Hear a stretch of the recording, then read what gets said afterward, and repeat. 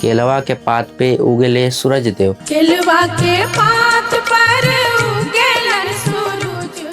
छठ के घाट पर जब ये आवाज गूंजती है तो मानो ऐसा लगता है जैसे आस्था खुद सुर बनकर बह रही हो। करोड़ों लोगों के लिए ये सिर्फ गीत नहीं बल्कि छठ की पहचान है। शायद किसी ने यह नहीं सोचा था कि जिस आवाज ने छठ को अपनी पहचान दी, जिसके गीतों के बिना छठ का पर्व अधूरा लगता है, आखिरकार उसी पर्व के दिनों में उन्हें इस दुनिया से जाना पड़ेगा। एक ऐसा संयोग जिसने लाखों लोगों को खामोश कर दिया। आज हम बात करेंगे एक ऐसी ही आवाज की जो आज भी छठ के घाट पर गूंजती है। आज हम बात करेंगे शारदा सिन्हा जी की। डॉक्टर श्रीमती शारदा सिन्हा, कला संगीत। 1 अक्टूबर सन 1952 बिहार के मिथिला क्षेत्र में जन्म हुआ शारदा सिन्हा जी का। घर एकदम साधारण लेकिन माहौल संस्कारों और परंपराओं से भरा हुआ। बहुत ही कम लोग जानते हैं कि शारदा सिन्हा की गायकी की शुरुआत किसी बड़े मन से नहीं बल्कि अपने घर के आंगन से शुरू हुई थी। एक दिन उनके बड़े भाई की शादी थी। घर में खुशी का माहौल था, रिश्तेदारों की भीड़, ढोलक की आवाज़ और हर तरफ शादी की रौनक।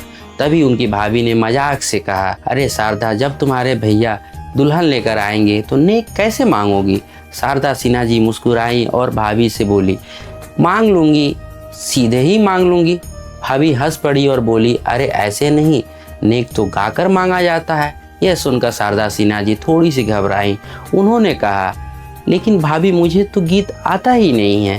भाभी ने प्यार से कहा, तो सीख लो, कम से कम 2 लाइन ही सीख लो। भाभी ने उन्हें एक छोटा सा गीत सिखाया, लेकिन जब गाने की बारी आई तो शारदा सिन्हा जी ने वो गीत अपने अलग ही अंदाज में गा दिया। और जैसे ही उन्होंने ये गाना शुरू किया तब पूरा आंगन कुछ पल के लिए खामोश हो गया। सब लोग बस उनकी आवाज़ सुनते रह गए। धीरे धीरे समय बीता और शारदा सिन्हा की शादी हुई बीज किशोर सिन्हा से। और यही उनकी ज़िंदगी का सबसे बड़ा टर्निंग पॉइंट भी बना, क्योंकि उनके पति ने उनकी प्रतिमा को पहचाना। उन्होंने कहा, तुम गाओ, तुम्हारी आवाज़ बहुत दूर तक जाएगी।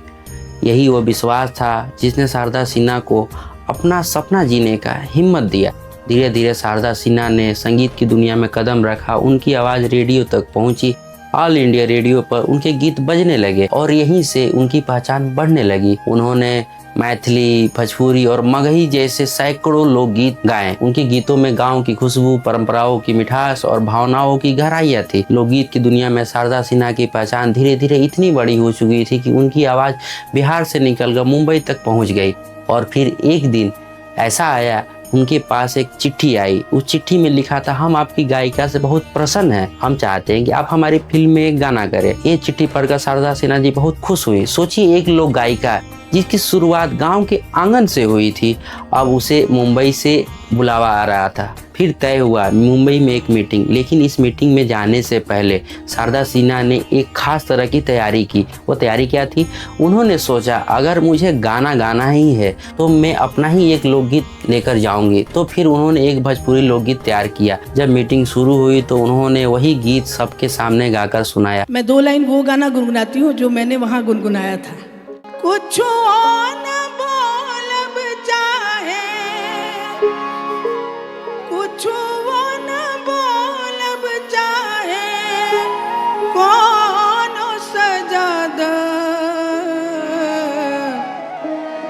इनका कसूर तनी इतने बता द। कमरे में बैठे संगीतकार और फिल्म से जुड़े लोग कुछ पल के लिए बस उनकी आवाज़ सुनते रह गए, क्योंकि उस गीत में सिर्फ संगीत नहीं था, उसमें बिहार की मिट्टी की खुशबू थी। आगे चलकर उसी लोक धुन से प्रेरित होकर फिल्म मैंने प्यार किया के लिए एक नया गाना तैयार किया गया। वो गाने का नाम क्या था? कहे तो से सजना ये तोहरी सजनिया। कहे तो से सजना ये तोहरी सजनिया, पग पग लिए जाऊं तोहरी बलैया में, पग पग लिए जाऊं तोहरी बलैया। और इसी गीत के साथ शारदा सिन्हा की आवाज पहली बार बॉलीवुड में गूंज उठी। अगर छठ पूजा की बात हो और शारदा सिन्हा जी का नाम ना आए तो कहानी अधूरी लगती है। उनके गाए गीत आज सिर्फ गीत नहीं, ये छठ की पहचान बन चुके हैं। बिहार के घाटों से लेकर दिल्ली, मुंबई और कोलकाता तक, यहाँ तक कि विदेशों में बसे भारतीय भी जब छठ मनाते हैं तो सबसे पहले यही आवाज गूंजती है। उनकी आवाज ने सिर्फ गाने ही नहीं दिए बल्कि भारत की लोक संस्कृति को एक नई पहचान दी।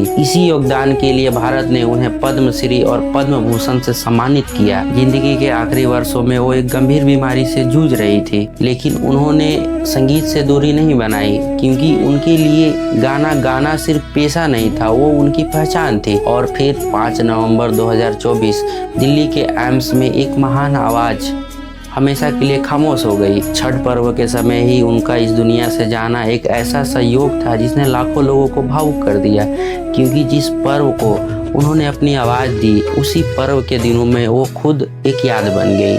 आज भी जब छठ का सूरज उगता है और घाटों पर हजारों लोग पानी में खड़े होकर सूर्य देव को अर्घ देते हैं तो हवा में एक आवाज गूंजती है, शारदा सिन्हा की। क्योंकि कुछ आवाजें सिर्फ गीत नहीं, वो परंपरा बन जाती हैं और शारदा सिन्हा की आवाज हमेशा के लिए छठ की आत्मा बन चुकी है।